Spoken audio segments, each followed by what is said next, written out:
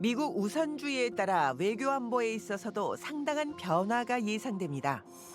트럼프의 대외 정책은 미국의 안보 지원에 대해 돈을 내라는 것이 핵심입니다. 이에 따라 주한미군 방위비 분담금 문제도 다시 거론될 것으로 전망됩니다.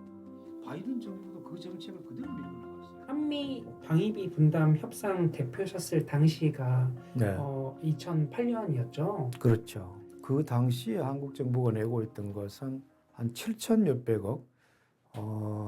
내가 이제 협상을 했던 게 제 8차 그 특별협정이었거든요. 예. 그때에 8차 협정에서 첫 번째로 첫 해에 낸 게 7,600억인가 그렇게 됐었습니다. 그러니까 지금은 뭐 1조가 넘는 단위니까 예, 예. 그때에 비하면 지금 많이 많아진 거죠. 그죠? 액수가 커진 거죠. 네.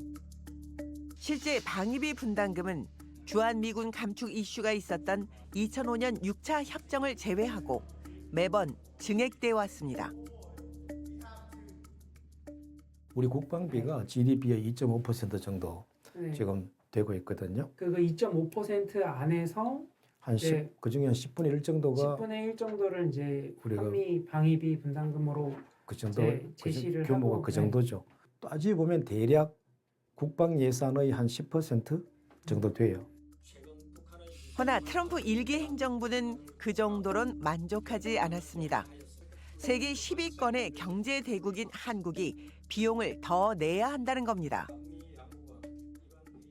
This is a very strong alliance we have, but Korea is a wealthy country and could and should pay more to help offset the cost of defense. 2019년에 방위비 분담금은 한 10억 달러였어요.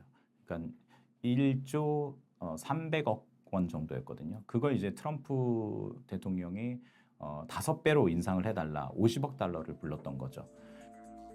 여기에 주한미군의 철수와 연계시킬 수 있다는 가능성까지 내비치는데요.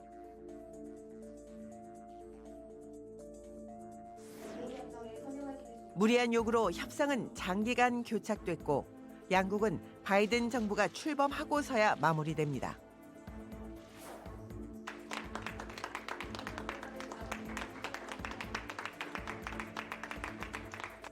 집권 1기의 패턴은 이번에도 되풀이될 수 있습니다.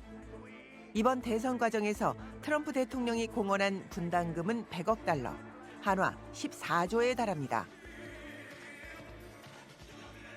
민주당 쪽에서는 이렇게 트럼프가 노골적으로 동맹을 협박하고 압박하는 것을 그렇게 달가워하진 않습니다. 하지만 한꺼풀 더 벗겨서 들어가면 미국 입장에서는 동맹국으로부터 무엇을 더 받아내서 미국의 부담을 줄인다면 싫어할 사람들이 없습니다. 실제로 트럼프 대통령이 이렇게 강력하게 동맹국을 압박한 이후 지방 주 정부의 공화당의 하원 의원이라든가 많은 의원들이 트럼프의 말을 반복을 하고 있습니다. 우리가 불필요한 미군을 해외에 주둔할 필요 없다. 우리가 동맹국으로부터 더 많은 돈을 받아들여야 된다. 이런 이야기들을 노골적으로 하고 있는 정치인들이 점점 늘고 있거든요. 트럼프 변수로 불안정성이 고조되자 한미는 지난해 초 2026년부터 5년간 적용할 분담금 협상을 개시해 타결합니다.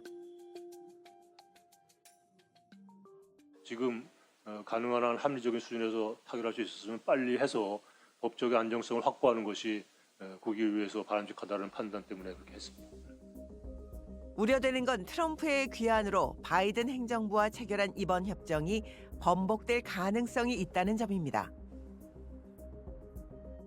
이에 대해 조병재 전 원장은 분담금 액수나 재협상 여부에 얽매이기보다는 행간을 잘 읽어낼 필요가 있다 제언합니다. 네, 실제로 트럼프가 그 동맹국들에 대해서 하고 있는 얘기를 가만히 이렇게 보면 트럼프는 돈을 얼마 더 올려달라고 하는 그것 자체가 목적이 있다기보다도 미국은 이제 세계 경찰 노릇을 더 이상 안 할래, 못 하겠다. 그러니까 당신들의 안보는 이제 당신들이 직접 책임을 좀 져주라. 지금까지 너네들이 뭐 걸핏하면 미국 보고 도와달라고 얘기했는데 이제는 너네들의 안보를 너네들이 직접 책임져 봐라. 미국이 이제 세계 경찰 노릇 더 이상 못 하겠다. 이렇게 얘기하는 거거든요. 그런 맥락에서 한국은 뭐 필요하다면 국방비 지출도 더 늘릴 수도 있는 거고 다른 형식으로 한국이 이제 한국 방위에서의 주도적인 역할을 하는 그런 이제 방식을 찾아봐야 될 겁니다.